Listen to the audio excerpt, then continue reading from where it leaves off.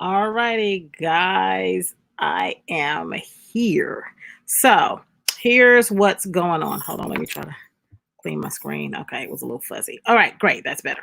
All right, so let's talk about what's going on right now, which is this situation with Nick Cannon. Nick Cannon. So, for those of you who don't know, Nick Cannon is an entertainer or comedian slash actor slash TV show host. He used to be the host of Wild and Out, and then he went on to America's Got Talent, and then still back and forth with Wild and Out. He's also done great movies like Drumline, and he also does like this music thing, right? So he's an all-around entertainer. And the most important thing, he was once married to Mariah Carey, Miss Mariah Carey. So if you don't know him, those are his claims to fame, if you're trying to put two and two together. So let's talk about Nick Cannon. Okay, let's talk about Nick Cannon. All right. So he has a video podcast that airs like on YouTube and some other stuff. And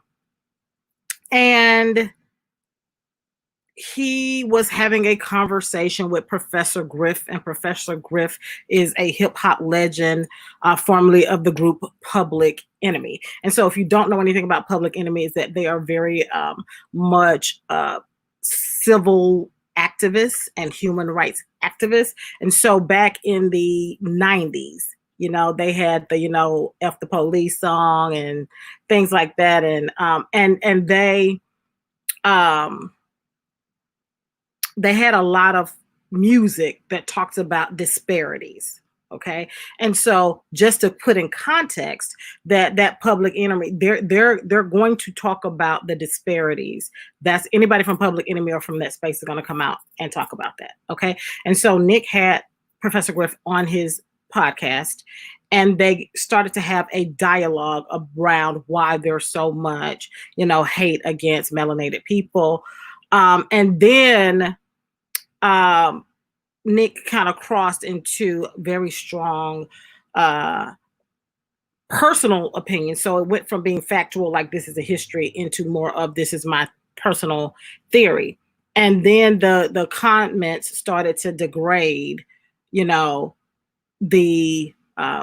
talked about, so the clip that's circulating now only talks about what he talks about, how people who are not, melanated, why they're hateful or why they're mean. What preceded that was the fact that he said something about Jewish people. Okay. And so anything he said after that whole Jewish people thing became attached to this is what he thinks of Jewish people. Okay. Whether that was his intention, whether that's what he meant, this is how it happened. Okay. And so here's the thing, Nick has a brand. So let's talk about that as brand builders, right? When is it important to understand when our personal opinion can degrade the quality of our brand and create brand damage? Okay. So as a result of this, Viacom separated from Nick. Nick has seemed to show no remorse for what he said.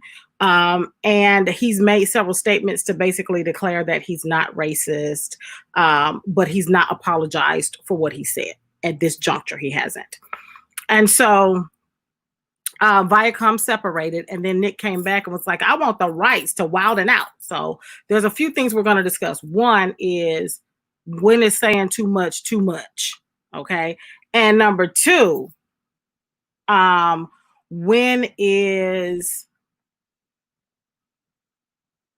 the intellectual property aspect of it. So I'm going to deal with the intellectual property aspect. So the intellectual property means, somebody said he did issue an apology. Okay, so he issued an apology. When I was researching this earlier this morning, I had not seen that he had. So thank you, Moon, for saying that he issued an apology. Okay, so one, let's talk about the intellectual property. Anytime that you are creating content, product, or you are the primary reason that a content project TV, videos, whatever is successful, there should be some sort of intellectual property agreement in place. Okay, there should be something to say that your presence and your likeness are value, and you're going to continue to get paid from that, even if you're no longer affiliated. Okay, so that was just like back in the day when they created TV shows, people were given proceeds in perpetuity for their likeness to continue to be used, even though they did not own the rights. Those are things that you have to negotiate on the front end. So anytime a lot of people want to get on television, right, and they want to be that, and if you're doing a one-time interview, if you're doing a one-time interview or something, that's fine. But if you're going to be making several appearances, just understand that you need to negotiate your rights and the proceeds on the front end. And you're going to need to have an entertainment attorney involved with that so that they can have that conversation with the network or with the TV, with the media entity on the front end. So one of the things that happened with me is emotional nudity is a brand and a trademark that I own. And I wanted to write a column for Essence under that trademark, but I didn't want Essence to own the trademark as work product. Okay. Because if you're working for someone or working with a company and you're using it, oftentimes they say, well, you started using it with us, and so it belongs to us. So that was part of my negotiating on the front end, was that this is mine. It comes with me and it goes with me. So those are all the things that we need to think about on the front end. Okay. So the intellectual property. Now let's shift gears to what should and should not be said. Now, anybody knows that I'm opinionated and I'm outspoken and those kinds of things. So we have a right to say whatever it is that we want to say on our social media platforms and things like that. Here's where the rights end. Your rights end in two regards. Okay.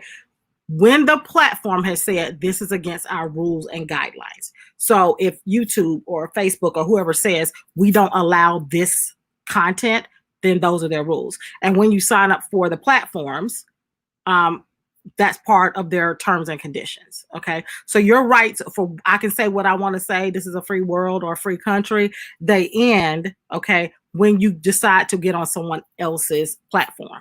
Okay, if you use it in any capacity, you don't have the right to say certain things. Okay, that's one thing. Now let's talk about where they end socially. Where they end socially is when you insult, okay, or abuse other people or animals or other beings. Okay, and so here's how that shows up.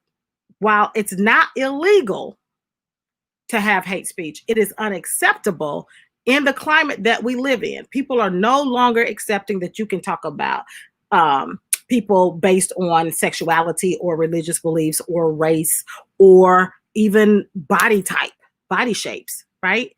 You can't do that and still maintain the value of your brand. Okay, you can't do that and still maintain the value of your brand. So what happens when people do that is there's this immediate court of public opinion. And in that court of public opinion, people are tried and prosecuted and sentenced instantly within a matter of hours. Okay. And that determines then the trajectory of the brand. Okay. So if your brand is strong enough, it can survive. But if your brand, and it depends on, you know, how like bad the situation is. I think Nick Cannon's brand is strong enough to survive this.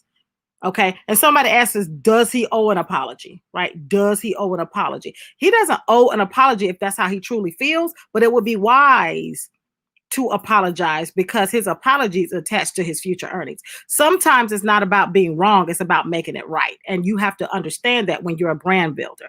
As a brand builder, you have a responsibility not only to your audience, but to the longevity of the brand. So the first thing is just let's be careful about what we say. You can't talk about people based on race. You can't talk about people based on sexuality, gender. You can't say women are this or men are that or white people, black people, gays. You can't do it. You just can't. Number one, it's just not, you're not a good person when you go that route. Okay. So if you want to build a successful brand, be a good person. Okay. Treat other human beings or other beings in general well. Okay, that's the first thing. If you want to build a brand based on who you are, treat other people well. Okay, your dogs and cats too. Treat other beings well. Okay, The second thing is, let's just say you misstep, because none of us are perfect. Sometimes because we're in a bubble, I think Nick Cannon is in a bubble. I think being in that bubble, his opinions are acceptable. And I think he's been allowed to say a lot of things that he wanted to say. He didn't know that this was going to land on the general public different from how it landed in his inner bubble. Okay. So he made a mistake with how open he could be. Okay. Based on the fact that he has what? Sponsors, employers, okay, fans. He has a responsibility to the employer, Viacom, who pays him. Okay, that's why they separated. Okay, he has responsibilities to anybody who writes him a check, sponsors. Okay, of the podcast. He has responsibility to the fans, right? Because his fans are all types of people. And what when you decide I'm going to create a brand that is public facing, there comes a responsibility with that, which means even as opinionated as I am, and even as much as I say what I want to say and I cuss and I drop F-bombs and I do all of this, there is still a responsibility for me to guard how much I say, what I say, the tone that I use. That is still required. And we live in the era where social media people can say whatever they want to say, but there's still limits to that. So let's dig down into what that limits is. The limits are when you insult other people, and that's groups of people, other individuals, those types of things. Okay. Hatefulness, meanness, ugliness, all of that is jacked up. Okay. Mistreatment of people in any way is all jacked up, and general flat out disrespect is not acceptable. So let's go back and look at Snoop Dogg, right? Let's look at Snoop with when he talked about Gayle. He can disagree with Gayle, but once he actually went into the name calling, people ate his ass alive. Okay. It wasn't acceptable. And guess what? If you mention his name right now, people ain't forgot. America can have, people can have the internet got a long ass memory when you jack up. They got a long memory when you jack up. Okay. So it's okay to be controversial, just not to be disrespectful, not to be hateful. Okay. Don't be disrespectful and don't be hateful. And here's the mistake that I think a lot of people make. I have the right to say what I want to say, and I have the right to have my opinion. Anybody that don't like it don't have to be on here. And that's perfectly fine if you ain't trying to get paid from building a brand. You can say whatever the fuck you want to. Okay, you make your money over here, but guess what? People are losing their jobs. They're losing their sponsorships. They're losing their opportunities based on the fact that they just thought that they could say what the fuck they want to say. Okay, and so you still have a responsibility as a brand builder. You still have a responsibility as a brand builder. Somebody said, so why is it okay for the president to do it? I'm just saying. So no, who said it was okay for him to do it? Right? There's a lot of public opinion about the fact that people don't like how the president speaks. People don't like what he does. But here's what you might be missing. Donald Trump was a bazillionaire before he became opinionated, and very largely self-made.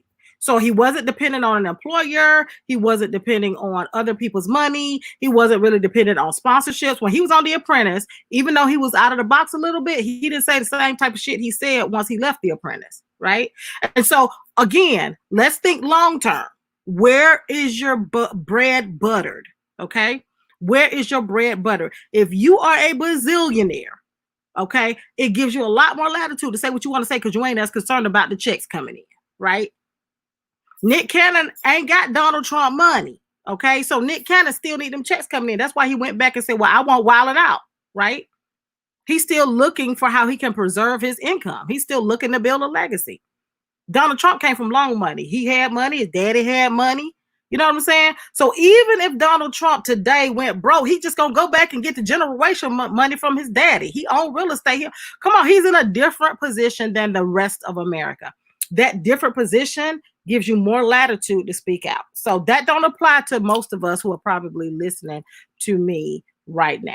Okay. So that's the other thing is we have to really understand where we are in the financial landscape. Okay. We have to understand where we are in the financial landscape. But everybody has accountability at some point. Everybody has accountability. So let me just quickly recap. Okay. So there's a few things. Trump also has alliances with money. Very correct, Sherry. Okay. Has alliances with money. So that is, it says, sounds like you're giving him a pass because he has money. No, I'm not giving him a pass. I just said it wasn't okay. So that was the first piece. It's not okay. Okay. But what happens is because he doesn't need people, he doesn't have to worry about whether or not somebody's going to fire him or cut it off. Nick was in a position where he needed to worry about being fired. Okay. So that's what I'm saying. So not giving anybody a pass. I'm saying here's why Trump might get away with it a little bit more than what Nick could. It depends. It boils down to where they are financially. Okay. And where they are in the financial landscape. All right. So at the end of the day, here's a few things to recap what I've just said. One, okay, let me recap that your intellectual property needs to be negotiated on the front end. Okay, your intellectual property needs to be negotiated on the front end of any kind of deal. Okay, number two, you can be controversial but not express hate speech. That's kind of the line, the boundary. Okay, be respectful and don't express hate speech. Okay. And number three, depending on where you are in the financial landscape, all right, it gives you more latitude to kind of say what you want to say. But if you still need to get money from clients, sponsors, you still have an employer like Viacom with Nick, you have to guard more carefully what you say because your credibility transfers to all those other relationships. And yeah, like it can go bad really quickly. And let me give you one more example of that transfer. The CrossFit guy said some things that people didn't like, but it is a franchised organization. So one, right out of the gate, he lost corporate sponsorship. Number two, now his franchisees are totally pissed off and they're actually tweeting him and saying, how could you do this to us? Our business model is built on believing in you and your product, and you just basically shafted us, right? And so because they're saying you basically shafted us now, so it wasn't just his opinion.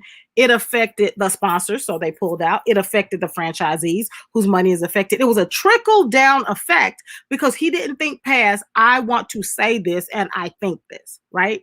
So we've got to be a little more prudent when we have a viable brand, a well-positioned brand. We've got to be a little more prudent about thinking, not being short-sighted based on just what we want to say. How does this affect all the people connected to us? And all the people connected to us, again, are sponsors, clients, franchisees, employees, employers. All of those people are connected to us. And so we really have to be cognizant of exactly how we manage that. All right. So that now Nick's credibility and influence is trashed due to lack of discipline. Yes, Camille, I agree that he's going to take a hit on this. I do believe that he's done enough goodwill to recover. I do think with him it's going to take time. Some other people won't recover to the same degree. Some people will recover quickly, depending on what they do and how much goodwill they've put in on the front end. So that's how that goes. Anyway, guys, if you really like this video, make sure you subscribe to me on the channel that you're watching on. If you're not already following or subscribing or liking based on the channel that you're watching me on right now, please do so. My name is Jay Stone. I'm a master brand strategist, and I'll catch you on the flip side.